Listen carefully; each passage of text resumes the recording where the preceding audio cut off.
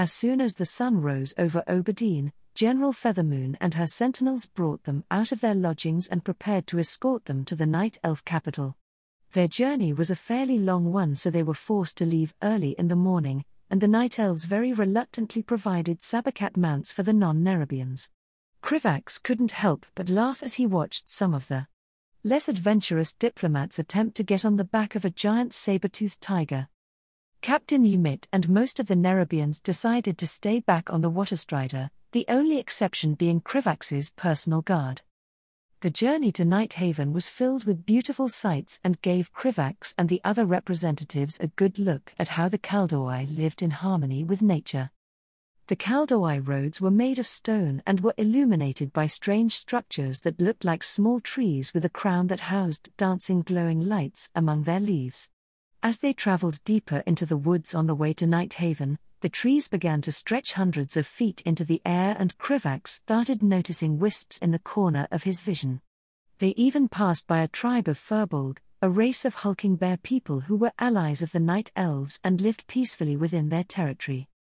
In the far distance, they could see the world tree Nordrassil stretching high up into the sky as it sat atop the summit of Mount Hale. The World Tree was one of the most sacred locations among the Kaldoi and was responsible for granting the Night Elves their immortality. Krivax wished that their group could travel closer to Mount Hale, but the Night Elf capital was situated further north and it was unlikely that they would grant them the chance to sightsee. It was all very surreal, and the group soon started to act more like awestruck tourists than important diplomats. Everyone gasped with marvel once they reached the verdant vale which housed the Kaldoi capital city of Nighthaven.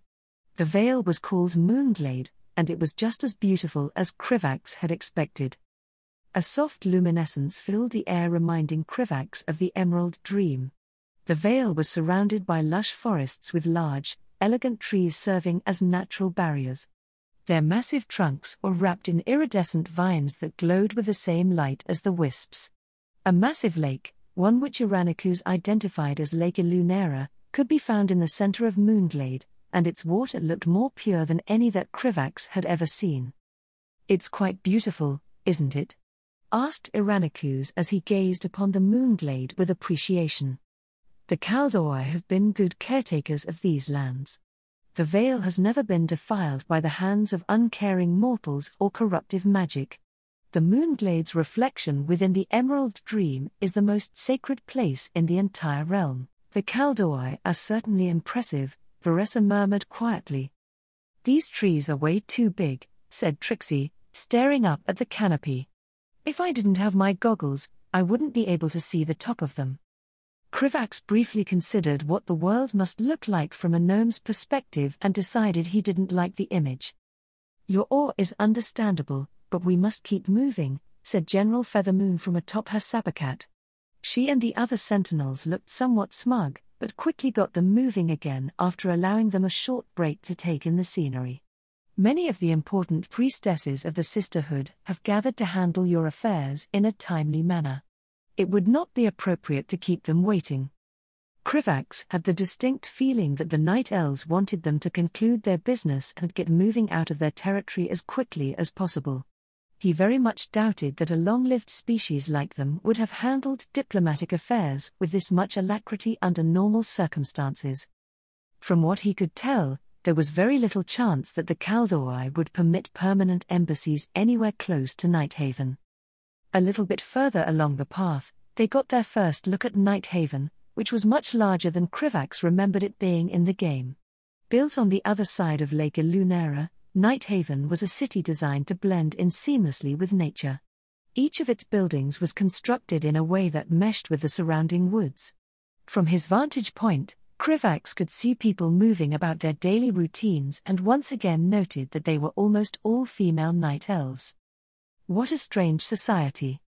The civilians were both wary and curious about them once they entered the city, but their sentinel escorts prevented anyone from approaching. They were quickly taken to another inn that would provide temporary lodgings before they all met with the Sisterhood of Elune. "You will stay here until we arrange for a meeting with the priestesses," General Feathermoon informed them firmly. "You may explore the city so long as you are escorted by one of our sentinels. I strongly suggest that you do nothing to disrespect these lands or our people while you are here, or you might not like the outcome." After Krivax reassured the general that they would all be on their best behavior, they were quickly shown to their lodgings. Their rooms were comfortable and offered a magnificent view of the verdant surroundings and the serene Lake Ilunera. Many small fishing boats could be seen gliding along the lake's surface, further adding to the peaceful picture. The trip from Oberdeen to Nighthaven had been a long one, so everyone was glad for the opportunity to relax. Unfortunately for Krivax, he only had enough time to try out a few night elf dishes before he was informed that High Priestess Taronda was waiting to meet with him. Things were moving far quicker than Krivax expected, and he couldn't help but feel a bit unnerved. However, meeting important figures and talking about politics was most of Krivax's job nowadays, so he quickly pushed away his nerves and followed the escort toward the Temple of Elune. The temple was located on the highest hill in the city, overlooking the whole valley. It was built in a distinctly different architectural style than the rest of the city and reminded him of the ancient Kaldoi ruins in Northrend. Unlike the sloped roof buildings of Nighthaven, the Temple of Elune was adorned with grand columns, a domed ceiling inlaid with shimmering moonstones, and was constructed from a material that resembled marble. A giant statue of a night elf priestess reverently holding a bowl to the heavens had been placed in the temple's courtyard. A beam of moonlight descended directly into the bowl, giving the appearance that the statue had been blessed by Elune herself. Krivax wondered about the history of the temple and its unique design. Once he made it into the temple proper, Krivax was quickly confronted by the sight of armed and heavily armored sentinels guarding every section of the building. They likely knew he had the potential to be very dangerous even without weapons, and were taking the appropriate precautions. Krivax honestly felt it was a bit unnecessary, as he doubted that he could seriously harm Taronda Whisperwind even if he tried. Elune was an entity fully qualified to be considered a goddess, and her high priestess was no slouch. Krivax was quickly ushered through a series of hallways until he finally reached his destination, an open chamber. In the center of the room was the leader of the most powerful nation on Kalendor sitting behind a marble table shaped like a crescent moon. High Priestess Taronda Whisperwind had lived for over 10,000 years, was a central figure in the War of the Ancients, and had been a ruler for longer than the existence of many nations on Azeroth. Before he could say anything, the High Priestess turned to the guards stationed around the room and immediately dismissed them. "Leave us. The ambassador and I have matters to discuss that are not for the ears of others." "But High Priest, I will not repeat myself," Taronda interrupted with a voice that left no room for protest. "I am more than capable of protecting myself." The sentinels looked hesitant but quickly bowed to their High Priestess and left the room. A few moments later, the doors closed with a resounding thud that echoed through the chamber, leaving Krivax alone with the High Priestess. "It's an honor, High Priestess. I am Vizier Krivax of Azul Nerub, and I have come with the intention of establishing diplomatic contact between our two people." Krivax bowed to Taronda respectfully. "Greetings, Ambassador. It has been long since the Kaldoi have engaged in diplomatic contact with outsiders, but I am hopeful our people can have a fruitful relationship," said Taronda, nodding regally in his direction. "Especially when the diplomat they send is one who has the aspect's approval and is blessed by the Dragon Queen herself. However, we should wait before we begin addressing important matters. Someone else will be joining us shortly." Before Krivax could ask who, he sensed a flurry of life energy suddenly emerge in the center of the chamber. Turning his gaze to the source of the disturbance, Krivax saw a patch of swirling green mist forming in the heart of the room. Within moments, the mist had solidified and burst into a dazzling emerald glow, from which emerged a familiar figure. "Greetings, Vizier Krivax," said Cenarius as he stepped out of the mist. "I apologize for not being present when you arrived, but I had several matters to attend to within the Emerald Dream." "I understand, Lord Cenarius. I'm sure that there are many things that demand your attention," Krivax said honestly. Cenarius had made it clear that he intended to join this meeting, so he wasn't particularly surprised to see the demigod. Cenarius smiled faintly and nodded respectfully to Taronda. "It is good to see you as well, Taronda. Thank you for allowing me to attend this meeting.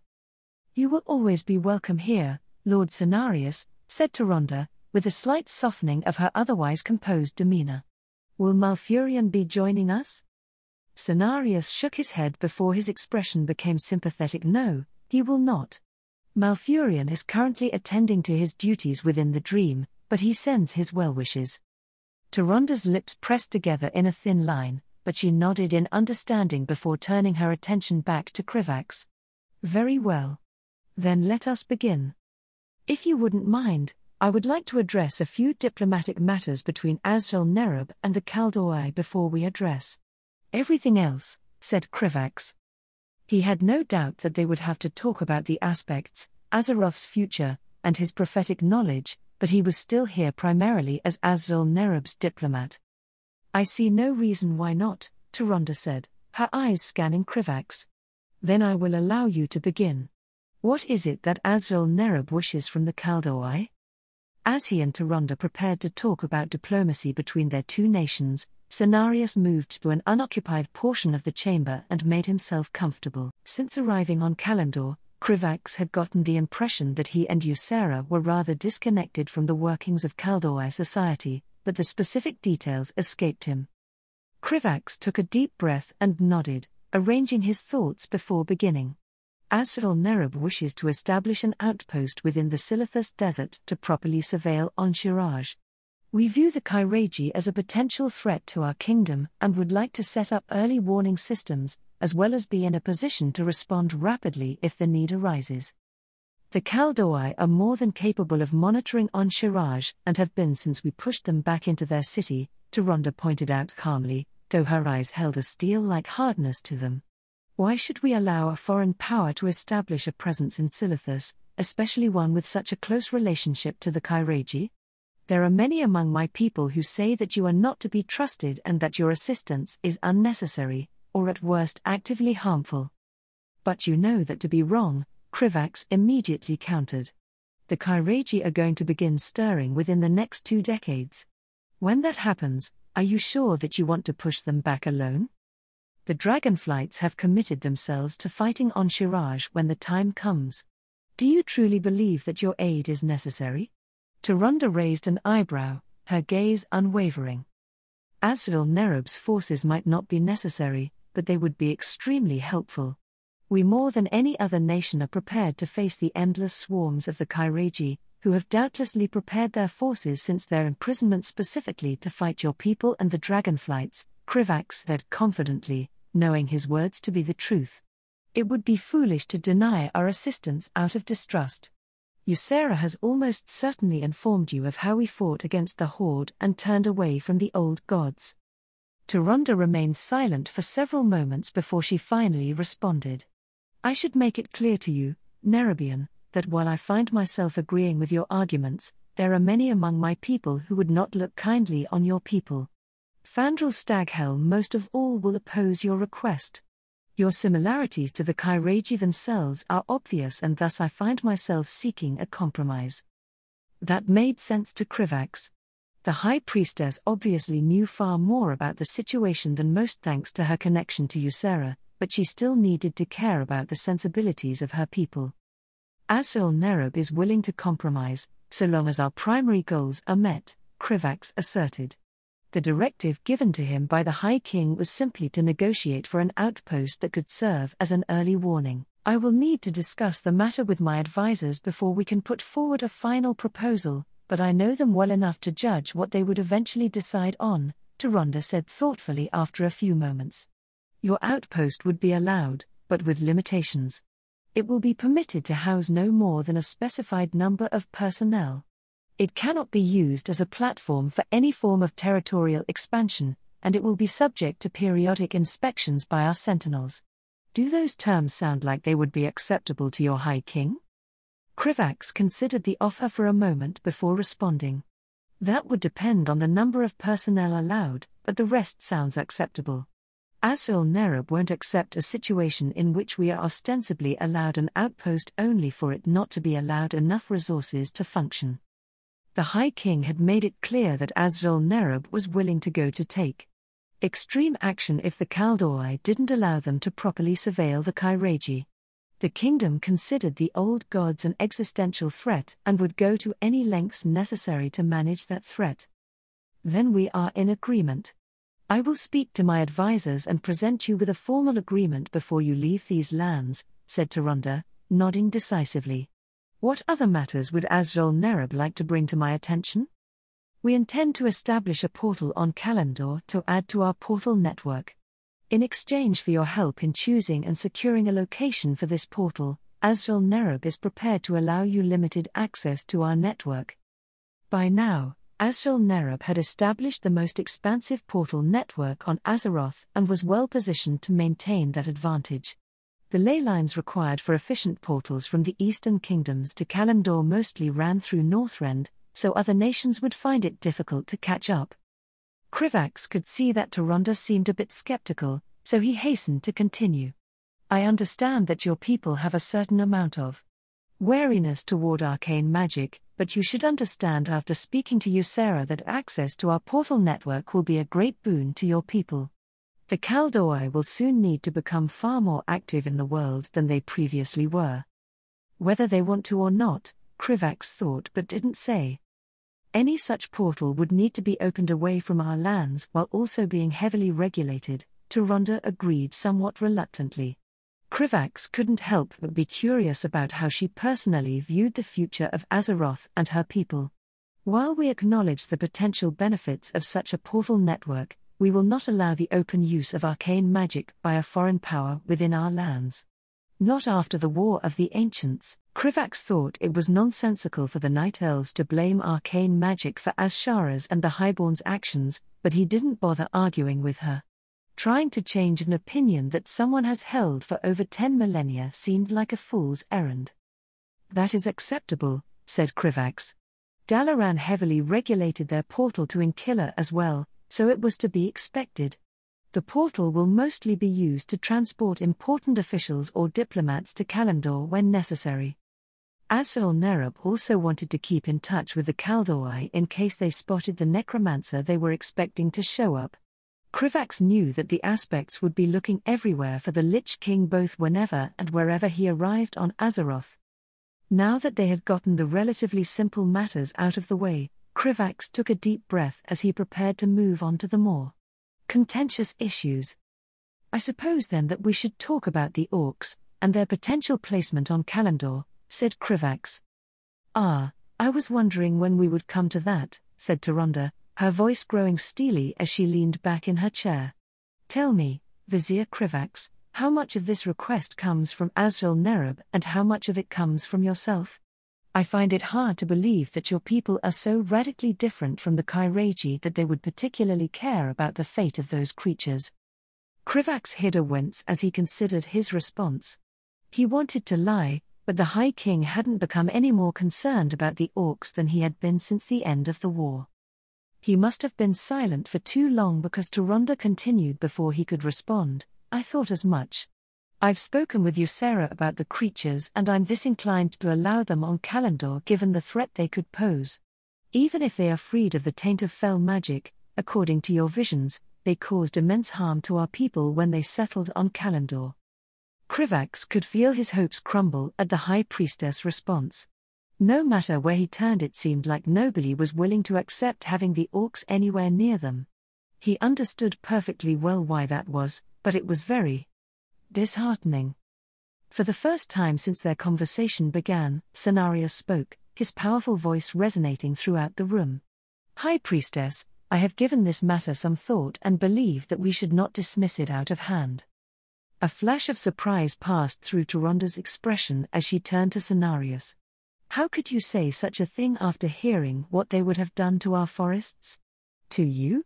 Having these orcs anywhere near our borders is a completely unacceptable threat. I do not believe that we should allow all of the orcs to be relocated to Kalimdor, but it may be worth allowing a small number of them under certain conditions, Cenarius said calmly, ignoring Tyrande's incredulous expression. I have explored many of their dreams, and find them little different from many of the other mortal races. They hold violence in their heart, but that is not all they are. Or have you forgotten completely about Broxigar, Tyrande? Tyrande went silent for a moment, her brow furrowing as she considered the demigod's words. I have not forgotten. Broxigar gave his life for Azeroth and should be honored, but the actions of one individual do not speak for an entire race, good or bad. Krivax felt a hint of hope as he sensed a bit of hesitancy in the High Priestess' voice. If you are worried that the orcs could be a threat, then we can do as Lord Cenarius suggests and settle only a small number of orcs on Kalimdor. If a druid explored their dreams, then it would be possible to assess those who could be sent here. I do not have the authority to speak for the druids, said Tyrande, glancing toward the demigod. Ever since Ysera was restored to her full power, the Emerald Nightmare has been significantly easier to manage, said Cenarius, meeting the High Priestess' gaze. The Cenarian Circle would be willing to assign a few druids to this project. The orcs do not have to be placed near our borders. There are vast tracts of land on Kalimdor where a small number of orcs could be placed without causing any significant disruption to your people.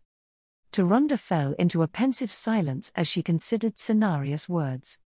I will speak about this with my advisors and consider it further, Tyrande finally said, her voice reluctant. I expect you to attend that meeting, Lord Cenarius. Your aid would be invaluable in convincing them of anything. Of course, High Priestess, said Cenarius. It wasn't the affirmation that Krivax had been hoping for, but it was better than nothing.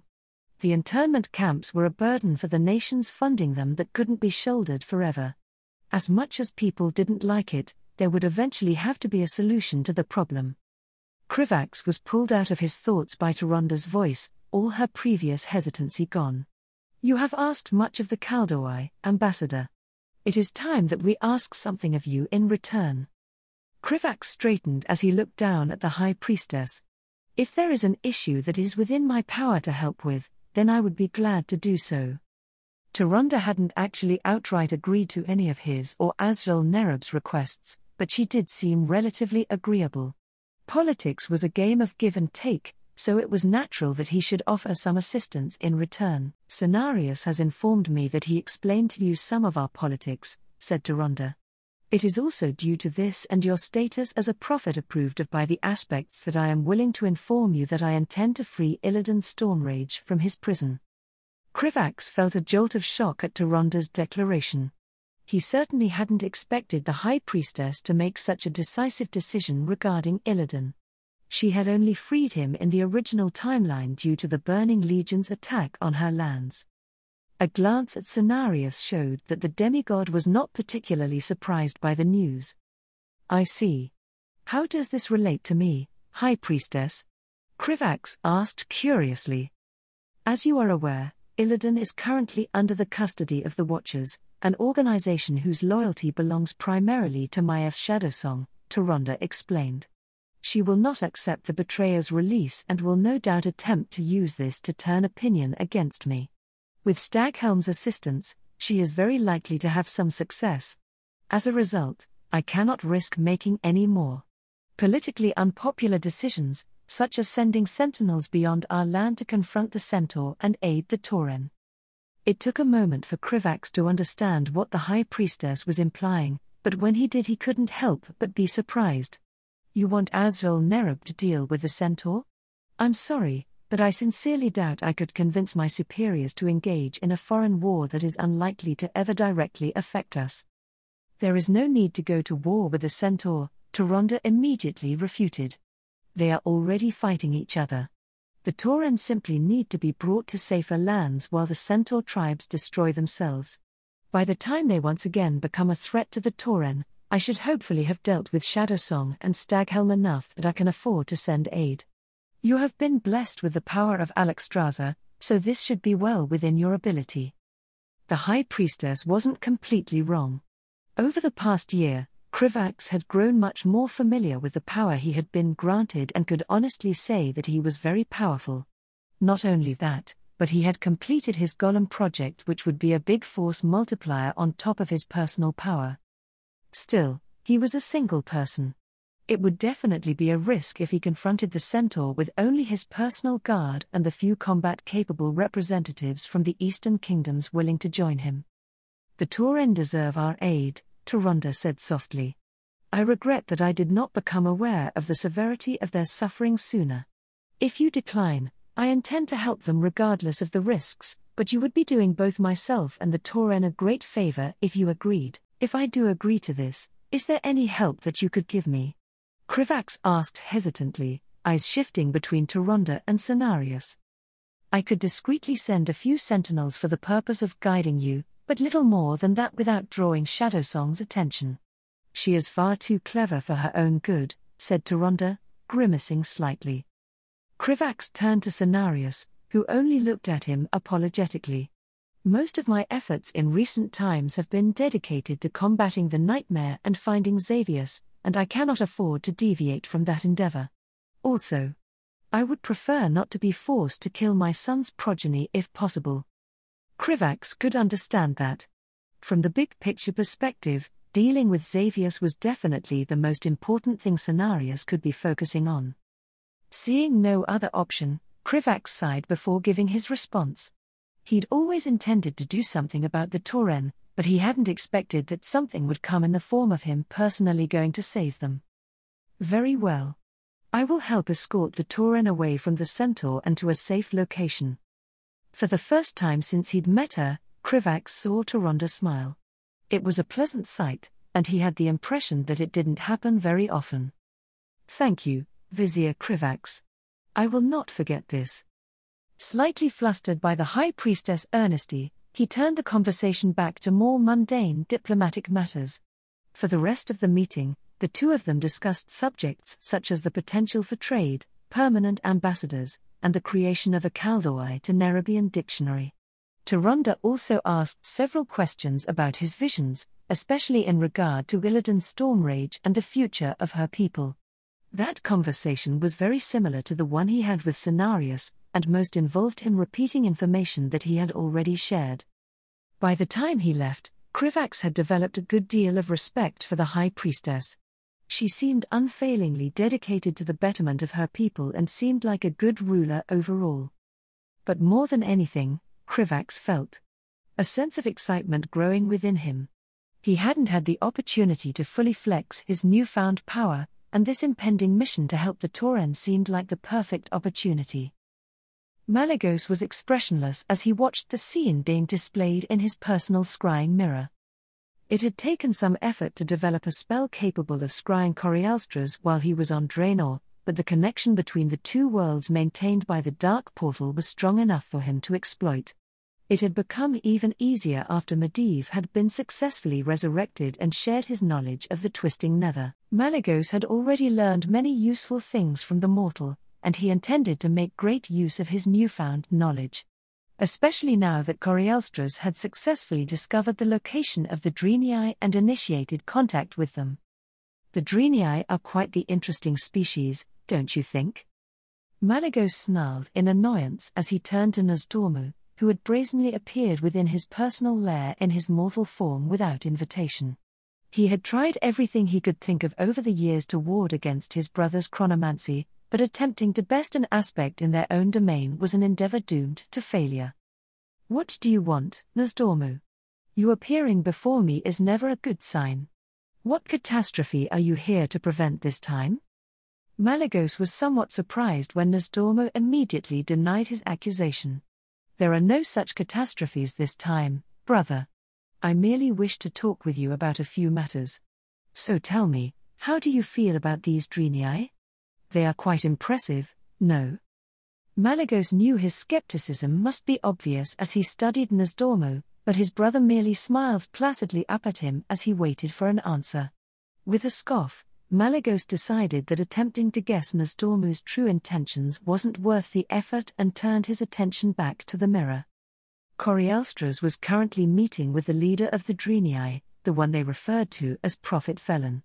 The being was just as rooted in the light as the Nerubian had claimed, and Malygos could practically see the power emanating from Velen from across the scrying spell. It was hard to believe that he was looking at an individual who was once the contemporary of the most powerful demons in the Burning Legion, below only Sargeras himself. Malygos had never met Kil'jaeden nor Archimonde, but he had grown very familiar with their names during the War of the Ancients. I suppose the Draenei are more impressive than most, Malygos admitted idly. It's not every race that is capable of constructing a vessel capable of traveling through the twisting nether after all. Or one capable of evading the Burning Legion for so long, said Nosdormu, nodding in agreement. Your plans to bring them to Azeroth as quickly as possible is a wise one. The Burning Legion cannot be allowed to capture them. Malygos glared at his brother. Is that supposed to be some manner of hidden message? If your designs for the future include me taking some specific action regarding the Draenei, then just say so. Your ceaseless manipulations annoy me. This is not one of my manipulations. You know that my sight extends only to Azeroth, so I could not say what would happen to the Draenei even if I wanted to, said Nosdormu. Even then, you should still be able to see the moment that they arrive on Azeroth, Malygos immediately countered. Such predictions are unreliable, said Nosdormu, a hint of discomfort flashing through his eyes. Especially recently. Malygos had known that Nosdormu was having difficulty with the infinite dragonflight, but the worry in his brother's eyes implied the situation was worse than he expected. Is that why you've come here? You no longer trust what you've seen of the future and wish to verify matters with your own eyes? Nosdormu's silence was enough for Malygos to know that he had guessed correctly. Tell me then, what has happened with the infinite dragonflight? Malygos asked curiously. If the bronze dragonflight was having a difficult time handling their counterparts, then things could become very bad. The main advantage that he and the other aspects had over their enemies was a superiority in information. This advantage obviously didn't exist against Nosdormu's corrupted future self. They've become far more active than they once were after our discussion with Krivax, Nosdormu admitted reluctantly. As you know, they already managed to steal the hammer of Khaz'Garoth and they've attempted to kill important future figures multiple times. My flight has managed to achieve several important victories against them, but I find myself uneasy. Malygos studied his brother and could immediately tell that Nosdormu's worries were unfeigned. He wasn't quite sure how to handle it, as it had been a very long time since he had tried to comfort anyone. Thankfully, he was interrupted when Prophet Velen agreed to Cori Alstraz's proposal to relocate the Draenei and their vessel to Azeroth. That was much faster than expected. The light must have given him a vision if he acted so decisively. Malygos dearly wished he lived in a universe without seers or chronomancy. Such people were nearly as troublesome as necromancers in his opinion. Ah, that is good. I'm glad to see that this at least has happened according to my predictions, said Nosdormu, obviously relieved. Are there any other focal points that you are concerned about? Malygos asked curiously. If so, then it is important that you share them with me. Nosdormu was silent for several moments as he considered the matter before responding with a question of his own. Have you made any progress in your studies of the mists surrounding Pandaria? They are quite effective in blocking the sight of my flight. There's a significant risk that someone will use those lands to plan something we cannot foresee. Malygos had already considered the possibility from the moment the little prophet had told them about Pandaria. The mists remain stubborn, but I doubt the risk is as great as you believe. If we cannot pierce the mists, then it will not be so simple for the Burning Legion or the old gods to do so either. Malygos intended to continue making the effort, but he had many other matters that demanded his attention. Unsurprisingly, Nosdormu didn't seem particularly pleased with his answer. His brother had never liked it when his foresight became unreliable, and there were many powerful forces with an interest in blinding him. I hope that you are correct, Nosdormu said after a moment of silence. Given the Legion's history with the Draenei, it is likely that they will take action once we successfully bring them to Azeroth. We are far more prepared than we would have been without the aid of Krivax, but our enemies are not fools. I, more than anyone, know the unpredictable consequences of changing fate. Before he could respond, Nosdormu disappeared from his lair in a swirl of sand. With an annoyed grimace, Malygos banished the sand and tried not to think too much about his brother's words. He had learned long ago that the best way to deal with Nosdormu was to not give much mind to his ominous proclamations. Instead, he gave one last look at his scrying mirror before ending the spell and disappeared from his lair in a flash of violet light. When he reappeared, Malygos was flying above an open field in the Borean tundra which contained one of the largest ritual sites that he had ever constructed. The entire area was heavily warded against all intruders, and the only individual present was Medivh, who was studying the arcane glyphs with open fascination. The mage had recovered well despite being recently dead, but Malygos was not very surprised. The souls of powerful magic users were remarkably durable, and the mortal had done well to maintain his sense of self.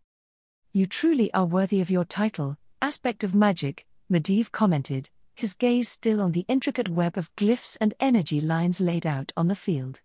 "To learn from what I've told you about the dark portal so quickly to create this. It is impressive." Malygos didn't feel any particular pride at the mortal's words. To say that he was impressive was simply an obvious statement of fact. "How long then until the ritual is ready to be cast, mortal?" Malygos asked as he landed next to Medivh. "The Draenei have agreed to Corialstras's proposal, so I intend to cast the spell as soon as it is ready." "Soon," said Medivh. "There are a few adjustments that must be made for the purposes of safety. While it might be a simple matter to teleport someone from one location to another, it is an entirely different matter when you wish to teleport so many individuals between worlds using the link created by the Dark Portal." Malygos knew that, of course. Much like scrying Corialstras, the ritual he intended to perform was only possible thanks to the Dark Portal. Otherwise, teleporting the Draenei directly to Azeroth would involve safely pulling them through the twisting nether, something currently beyond even his abilities. Even this was rather dangerous, but it was the best option given the circumstances. The Burning Legion was searching extensively for the Draenei, and there was no safe way to transport them from Draenor to Azeroth. It was too dangerous to attempt to evacuate the Draenei through the Dark Portal itself, with the demons and hostile natives lurking about. The knowledge that the Draenei possessed about the Legion was far more important than anything else on that doomed world, so Malygos felt this was worth the effort. As Nasdormu said, there was some risk that the Burning Legion would react forcefully to this, but he was prepared for this as well. The best-case scenario would be if Kil'jaeden sent the Lich King to Azeroth out of anger, only for it to be immediately found by the Aspects. "Very well then. Continue your work, mortal," Malygos said, taking a moment to observe the vast circle of magic again before teleporting away.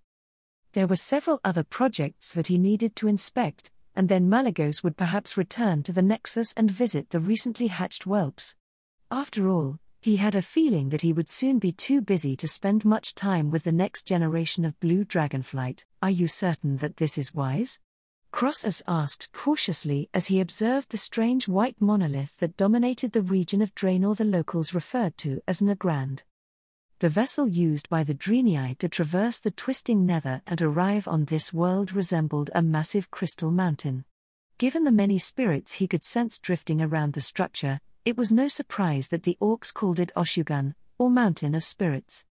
Crossus turned his attention to Prophet Velen with his selected group who would accompany him on this mission. It had only been a few weeks since he had made contact with the Draenei, but Velen was by far the oldest looking of his kind that Crossus had seen so far. He possessed a long white beard and purple skin etched with wrinkles, but he displayed a strength of body that could only be due to the light's empowerment. "I am quite certain, Archmage Crossus," said Prophet Velen as he stared at the structure with a forlorn expression. The translation spell taught to him by Lord Malygos worked smoother and more accurately than the one Crossus had used before. "I was prepared to abandon the Geneda if necessary, but the light has delivered you to my people in our hour of greatest need. So, I see no reason to do so now. It would be to our great benefit if we prevented the Burning Legion from capturing Kure and the Geneda."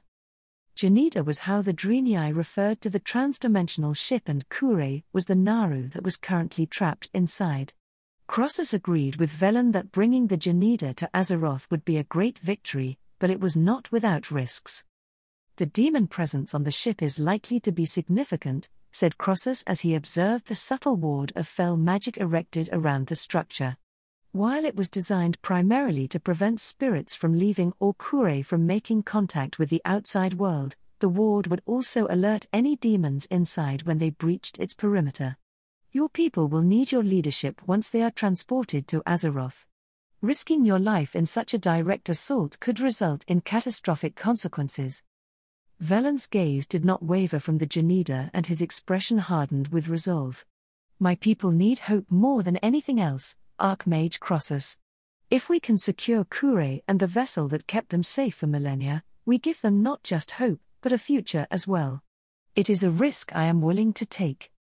He paused and turned to look at the gathered group.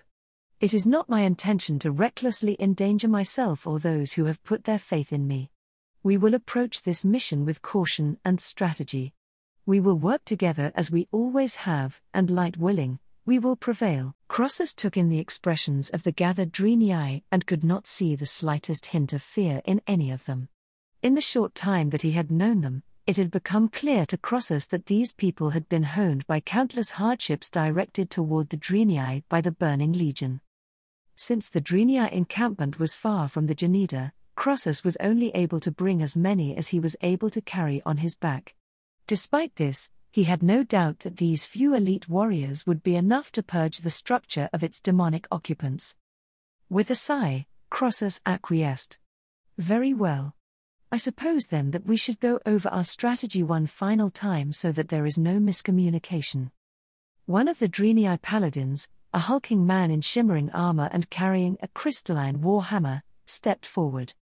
Vindicator Mariad was apparently one of Velen's strongest remaining warriors and one of the first to volunteer for this mission. Our primary goal is to clear the Janida of demons as quickly as possible and prepare it to be teleported to Azeroth. The demons will attempt to call for reinforcements and summon more of their kind. So swiftness is of the essence. We must strike hard and fast. We should also make a priority to secure Kure, said Ishana, a stern-faced priestess of the light. The demons may seek to destroy the Naru once they realize that they can no longer hold the Janida. Crossus nodded in agreement. It wasn't a particularly detailed plan, but there wasn't much else that they could do with their limited knowledge of the enemy forces. There was only one more detail that they needed to address. Will we be moving as a single group, or will we be moving separately so that we can clear the Janida more quickly? Asked Crossus, as he deliberately glanced toward a certain figure who was standing away from the group. His implication obvious, everyone turned to look toward the former leader of the Vindicators, the defenders of the Draenei Society. Akama barely resembled the rest of the Draenei, his mouth filled with a row of needle-sharp teeth and his face deformed and elongated.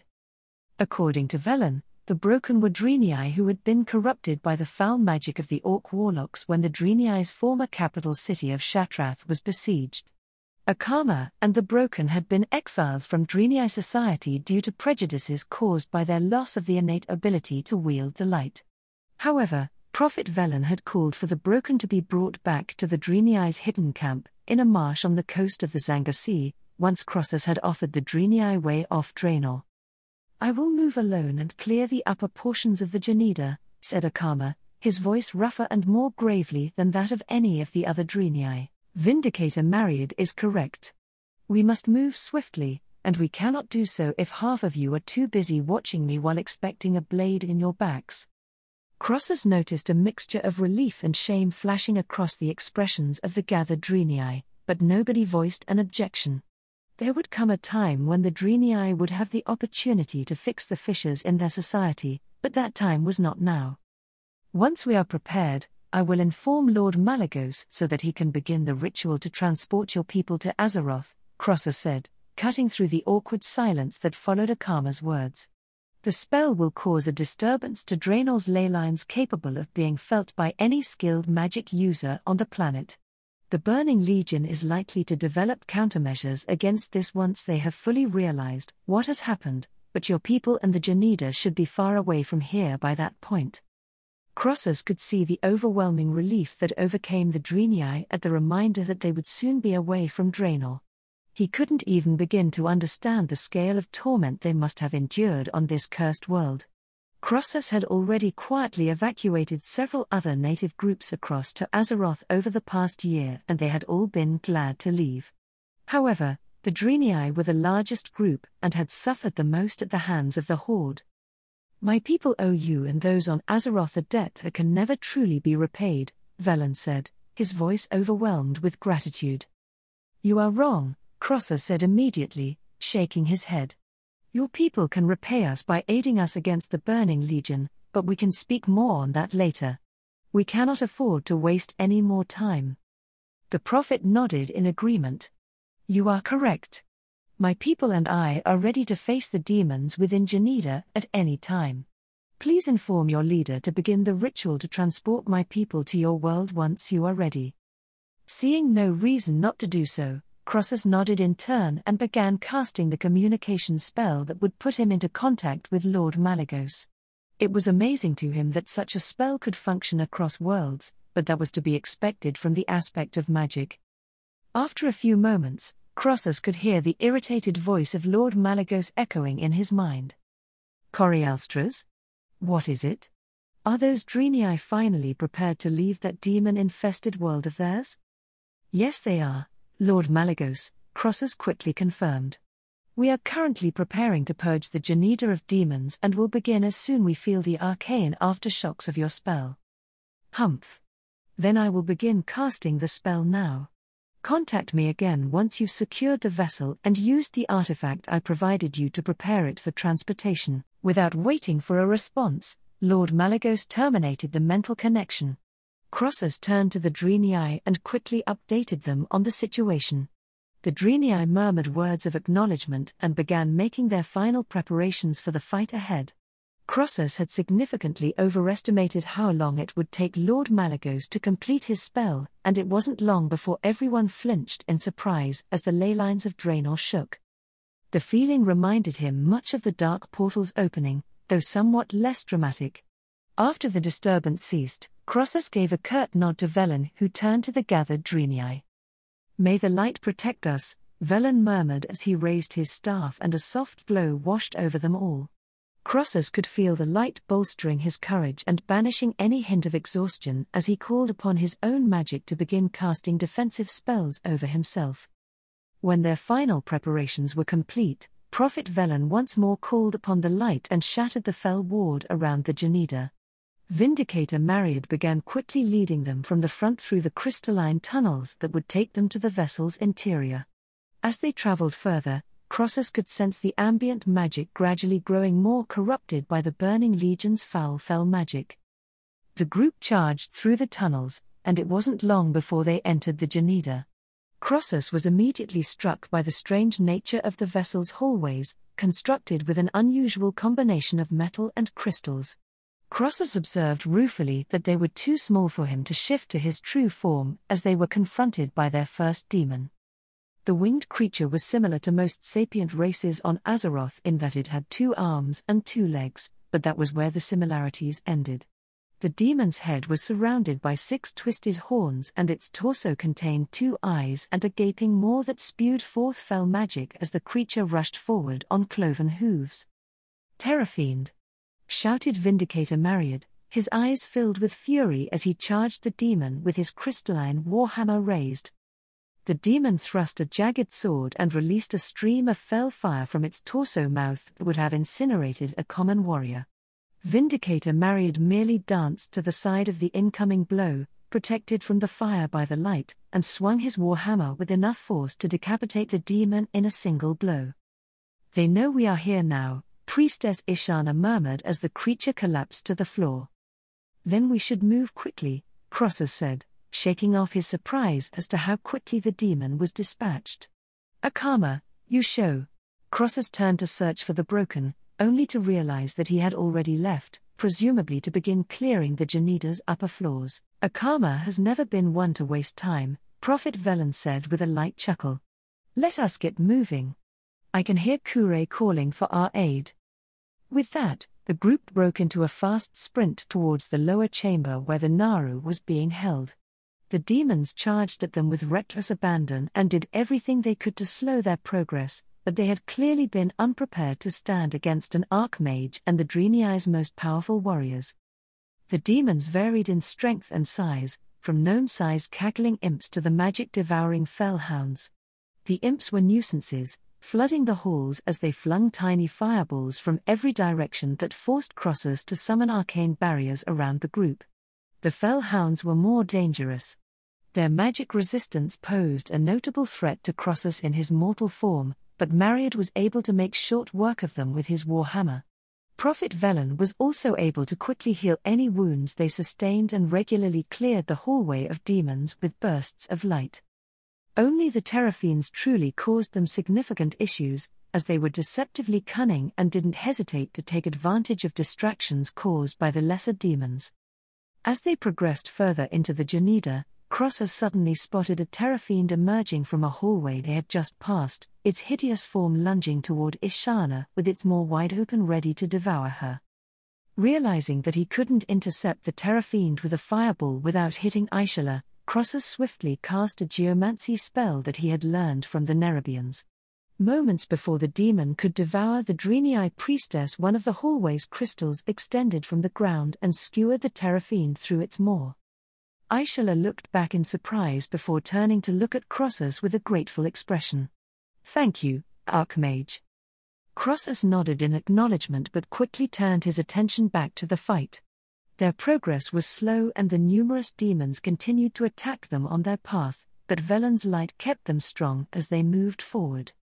Eventually, the group reached what appeared to be the center of the ship, a large open chamber in which several demons were summoning more of their kind through small portals.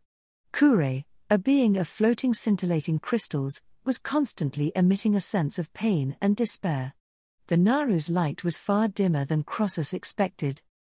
The source of the Naru's pain was obvious as Crossers spotted a Shivara demon standing close to it.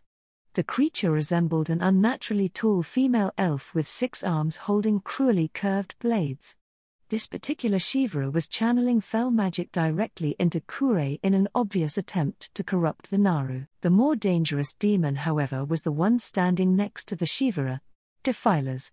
The Doomlord's voice was like 1,000 grating rocks, echoing ominously throughout the room. "I am Doomlord Kazith, and I will tear your souls asunder." The demon was similar in appearance to the Terrafiends, except being significantly larger in size and lacking the characteristic maw stretching across its torso. Doomlord Kazith swung his massive greatsword and unleashed a wave of fellfire that surged toward them. The attack was only stopped by a hastily made barrier of light by Velen. Crossers decided to respond in kind and let loose a large stream of life-infused fire toward the demons opening the portals. Life was not quite as inimical to demons as the light, but the disgusting creatures still screamed as his flames washed over them. Within moments, nearly 24 demons had been burned to ashes. The demons holding the portals open didn't last much longer as Crossers impaled them on multiple spears of ice that he launched with a wave of his hand. "There," Crossers said with a smirk of satisfaction. "Now we don't need to worry about any more reinforcements." "Do not grow overconfident," Velen warned firmly. "The Doomlords are among the more powerful demons in the Burning Legion." As if intending to prove the prophet's point, the enormous demon charged them at a speed belying its bulk and swung its sword with the intention of bisecting Vindicator Mariad.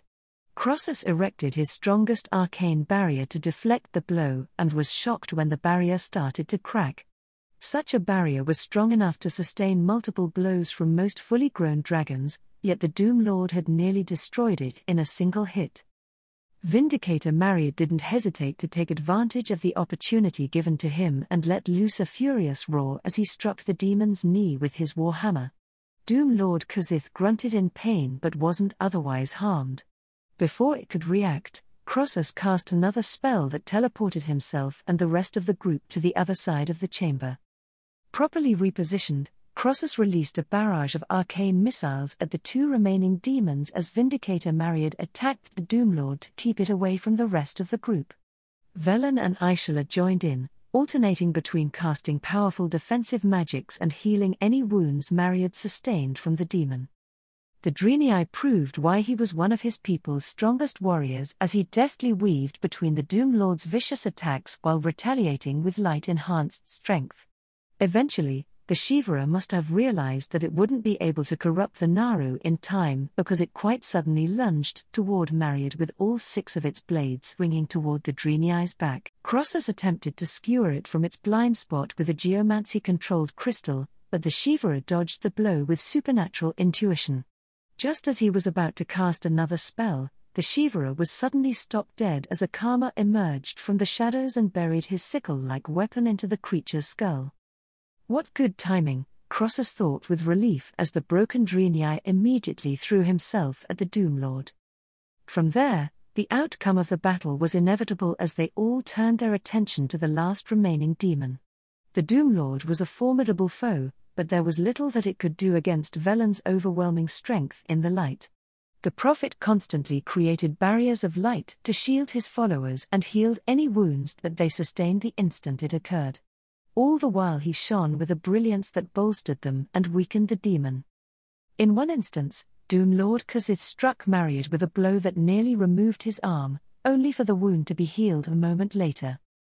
The demon's death finally came when a Karma leapt onto its shoulder and buried his sickles into the Doom Lord's eyes.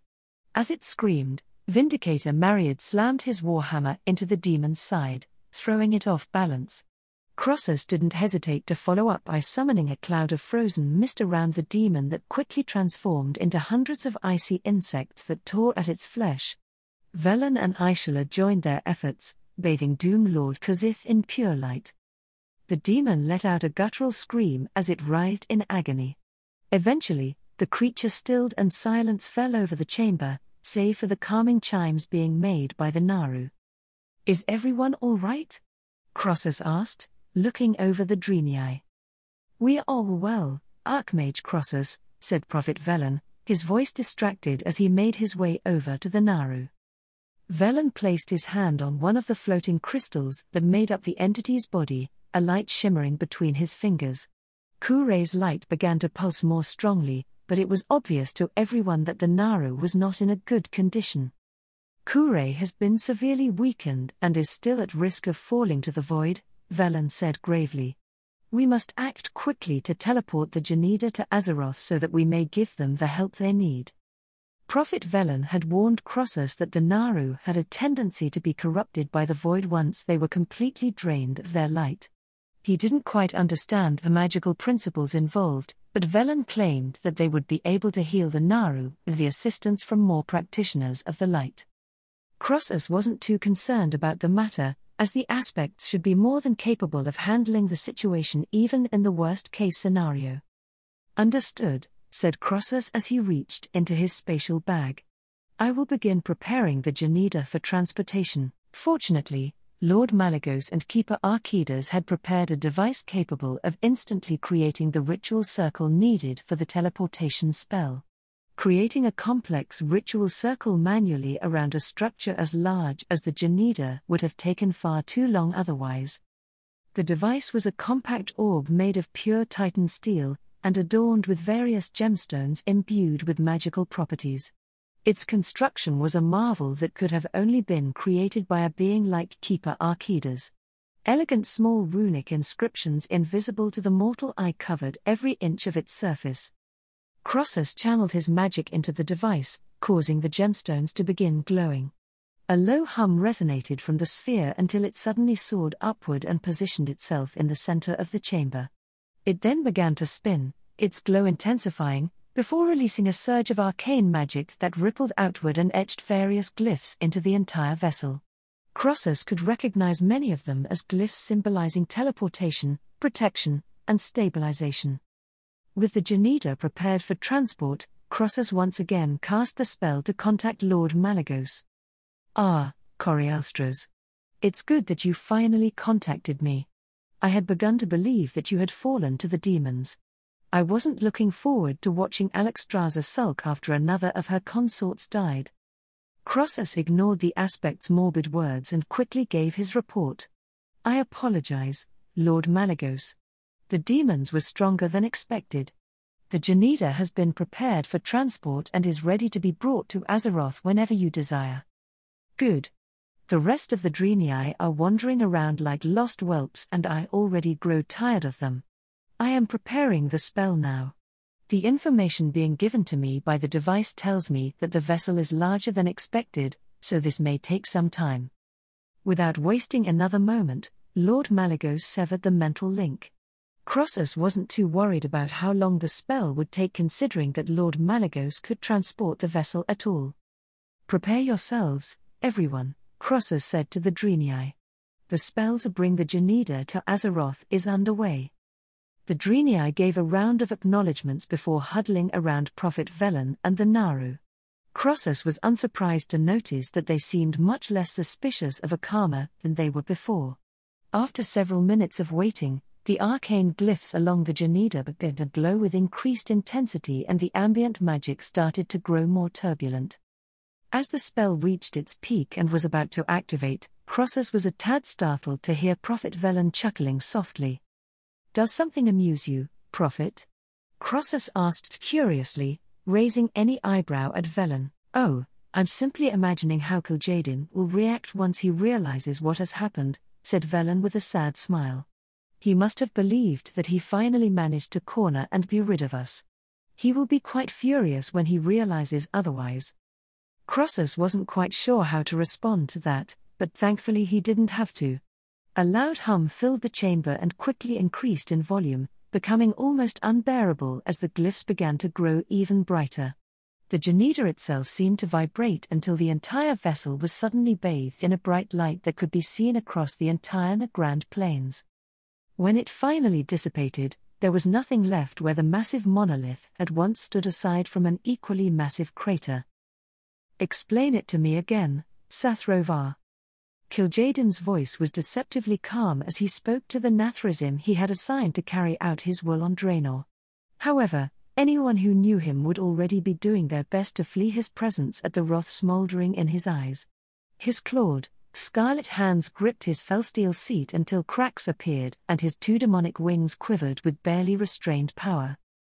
The second most powerful demon in the Burning Legion was currently situated on his transdimensional ship, the Deceiver's Throne, flying high above Draenor on the border of the twisting nether and the physical plane. Kil'jaeden stared balefully down at the primitive world and imagined how it would appear wreathed in fell fire. "Yes, my lord," said Sathrovar, his voice deferential as it transmitted through the scrying spell. "At your command, I sent some of the lesser demons to investigate the magical disturbances that took place first within the marshes near the Zanga Sea and then near the Draenei's broken dimensional ship. Those investigations have revealed that a portion of the Draenei likely survived the culling of Shatrath, and that their ship is no longer where it once was. We were also able to detect significant quantities of spatial magic near these locations." Kil'jaeden was silent as the Nathrazim continued to give their report, his fury only growing with each passing moment. Despite this, his mind was clear as it ran through countless possibilities to explain how this had happened. The demons he had assigned to guard the dimensional ship had all died and their souls were currently in the process of reforming in the twisting nether. Kil'jaeden looked forward to when they did so that he could acquire a first-hand account of what had happened, and let his displeasure at their failure be known. But until then, he was forced to use the evidence available to him. "You say there are signs of a Draenei camp near the first disturbance," said Kil'jaeden, interrupting the Nathrazim. "How many of the Draenei do you believe survived?" Sathrovar hesitated for several moments before responding. "It is difficult to say, but I would estimate from the size of their camps that they have no more than a tenth of their previous population, my lord." The news should have eased some of the fury Kil'jaeden felt, but it did not. There had been occasions throughout the millennia when he had done grievous harm to the Draenei, only for them to rebuild. Magic and technology could accomplish much, especially when one was desperate. He had decided to act subtly upon finding the Draenei on this primitive world instead of conquering it as he usually did in hopes to end the traitors before they could escape, but he had failed again. "Continue your report," Kil'jaeden said evenly. Once the Nathrazim was finished sharing everything he knew for the fourth time, Kil'jaeden ended the communication spell and ordered the demon controlling his ship to return them to the Twisting Nether. Within moments, Kil'jaeden had left the physical realm and was once again within the endless void as time, space, and reality twisted around him. Kil'jaeden considered what he learned, his mind working at a furious pace. The Demon Lord ran through countless scenarios, extrapolating possibilities and probabilities from the scant information he possessed. Yet, no matter how he looked at it, one thing remained a stark, infuriating reality. Velen had escaped. Again. The boiling fury that Kil'jaeden felt at this fact was enough to send tremors throughout the Twisting Nether. Any lesser demon unfortunate enough to be sensed by Kil'jaeden as he unleashed his wrath was instantly obliterated and met their final death. Even the more powerful demons stayed well away, not daring to risk attracting his attention. Eventually, Kil'jaeden calmed down enough to begin considering his options. Out of all the possibilities, the most likely one was that Draenei were now on Azeroth, something he had gone to great lengths to prevent. The Dark Portal had only been opened after the last of the Draenei in Shattrath had been slaughtered and the Horde had taken full control of Draenor. He had been disappointed when his demons failed to find Velen's corpse, but such an outcome was expected when significant amounts of fell fire was used in a siege. Kil'jaeden had even assigned several demons to hunt down the scant few survivors there might be. The thought reminded him that he should seek the personal accounts of these demons and administer appropriate punishment for their failure when he had the time. Kil'jaeden had far fewer demons on Azeroth than Draenor, but he had no doubt they would report a disturbance in the planet's ley lines at a similar time to when the Draenei disappeared. Azeroth was a world with infuriatingly powerful inhabitants, several of whom would be more than capable of such magic. Egwene, Azshara, and Malygos could all have exploited the connection offered by the Dark Portal to accomplish this, but Malygos was a more likely culprit than the others. The Titan's pet dragons had become vexingly active in Azeroth's affairs recently, disrupting many of Kil'jaeden's schemes. The Horde had achieved less than he had anticipated. One of the keepers was interacting with the mortal races, and Azeroth in general seemed to be growing more capable of defending themselves against an invasion. The Legion had learned from their failure during the War of the Ancients, and knew that Azeroth first needed to be weakened before an attack could be successful. Yet with the Horde's failure and with Velen and the traitors who followed him now on Azeroth, any future invasion would become that much more difficult. This cannot be allowed to continue, Kil'jaeden thought to himself. Sargeras will not be pleased once he learns of this. In a single moment, Kil'jaeden travelled through the Twisting Nether and appeared within his palace on Argus. He swept through the palace with swift, purposeful strides, his feet leaving a trail of fell fire in his wake. He ignored the lesser demons assigned to maintaining the structure and made his way to the deeper levels of the place, where none but his highest-ranking subordinates were permitted to enter. It wasn't long before Kil'jaeden began to hear the pleasant sounds of screams as the Sayed and jailers tortured those demons unfortunate enough to earn the worst of his ire. The individual who he intended to visit now was perhaps the most unfortunate of those souls. When he finally reached the lowest portion of his palace, Kil'jaeden reached a room in which 5 dreadlords were taking turns torturing a disembodied spirit. The spirit could not scream as Kil'jaeden had already taken away its corporeal body in preparation for his plans, but its torment echoed sweetly through the Twisting Nether. "My lord, we were not expecting you," said Tichondrius, leader of the Nathrazim. The demon's expression was calm in spite of Kil'jaeden's sudden appearance. "I have need of this one," said Kil'jaeden, gesturing toward the spirit. "The situation on Azeroth has deteriorated and we can no longer afford to allow our enemies to continue consolidating their power. Is he ready to be bound to the artifacts?" "Of course, my lord," Tichondrius said immediately. "He has been ready for some time. We were merely amusing ourselves while we still had the opportunity." "Well, the time has now come," said Kil'jaeden, reaching into the Twisting Nether and retrieving 2 of the most powerful artifacts in his possession. Frostmourne and the Helm of Domination instantly suffused the room with potent death magic, their auras oppressive even by Kil'jaeden's standards. He had been in possession of them for quite some time, but had been hesitant to use them due to their unclear origins. One of his subordinates had simply found them on a recently conquered world, and no amount of effort was enough to definitively reveal their source. However, now was no longer the time for caution. Azeroth needed to be weakened now, and these artifacts were the perfect method for doing so. Kil'jaeden reached out and grasped the spirit, still writhing and moaning from the torment being inflicted upon it. He forced the spirit into the endless abyss that was the Helm of Domination, slowly transforming it into an entity far greater than it ever was in life. The spirit thrashed and shrieked, but it was helpless against Kil'jaeden's overwhelming might. Once he was done with the spirit, Kil'jaeden held the Helm of Domination aloft, watching as the eyes of the helm began to glow with a harsh, cold light. "Arise, Gul'dan. Your second life begins today. You will be my hand, my will on Azeroth.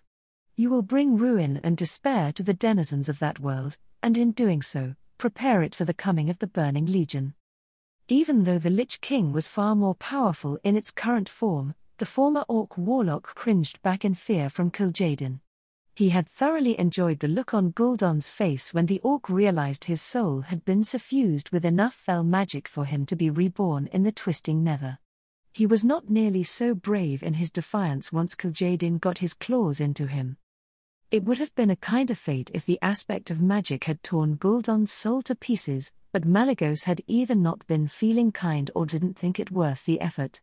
Gul'dan had been a fairly powerful warlock, so destroying his soul would have taken some careful preparation. With Gul'dan attached to the Helm of Domination, Kil'jaeden quickly repeated the process with Frostmourne and a recently forged suit of armor made specifically for this purpose. The artifacts reverberated with raw power and Kil'jaeden could feel the spirit within the helm begin to stir. It was even more powerful than he had anticipated. "Excellent," said Kil'jaeden with a sinister grin. "Now, I believe it is time for you to make your entrance, my Lich King." "My lord, have you decided where on Azeroth you intend to send us?" asked Mal'Ganis, another of the Nathrezim present. "As you know, Northrend is no longer a suitable location for us to gather power." Kil'jaeden had discussed his plans for the Lich King extensively with the Nathrezim, as he intended to send them to Azeroth with it. The Helm of Domination offered a rare opportunity for Kil'jaeden to send several strong demons past the unique defenses that the Titans left behind around Azeroth. The helm would vastly expand the mind of the Lich King and offer it extremely powerful sensory abilities. Coupled with the fact that Gul'dan had already once been to Azeroth, the Lich King would have no trouble precisely navigating the twisting nether to its destination. "Yes, I have chosen an appropriate location," said Kil'jaeden. There had been fewer options than he would have preferred. The Lich King needed time away from Azeroth's powerful defenders as well as plenty of mortals to raise into undeath if it was to become a significant enough threat to weaken the world. Thankfully, he had scryed and schemed until he settled on a location that he believed would be even superior to Icecrown. Kil'jaeden explained to the Nathrezim where he would be sending them and his reasons for doing so, each one smiling and chuckling at their lord's genius. When he was done, Kil'jaeden cast a spell that encased the Lich King in a block of indestructible ice that would prevent it from escaping. The Nathrezim would serve as its jailers, ensuring the Lich King continued to follow Kil'jaeden's will. One by one, the Nathrezim merged themselves into the icy construct, their corporeal forms fading until all that was left were ghostly specters imbued within the magical ice. When the final Nathrezim, Balnazar, had joined his brothers, Kil'jaeden walked forward and placed his hand on the frozen block. He reached into the Helm of Domination, communing with the Lich King one final time. "You understand your purpose. Make Azeroth bleed. Turn their dead against them. Sow terror, pain, and despair. By the time they realize what has happened, it will be too late." Kil'jaeden's words were both a command and a promise of what was to come if Gul'dan failed. "Now, go." With a swift motion, Kil'jaeden cast a spell that sent the Lich King hurtling through the twisting nether towards an unsuspecting Azeroth.